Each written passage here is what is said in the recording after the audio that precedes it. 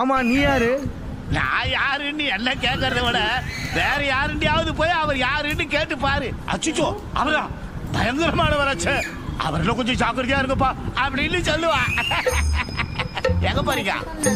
அதான் போய் கேட்டுன்னு வந்துடுறோம். சீக்கிரம் சட்டு முட்டுன்னு வாங்க, எங்கேயே வெயிட் பண்றேன். சேட்டை பண்றியா? சேட்டை பண்றியா? என்னம்மா சேட்டையா?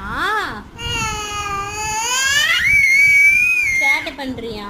என்ன வேணும் உனக்கு? கவர் வேணுமா உனக்கு?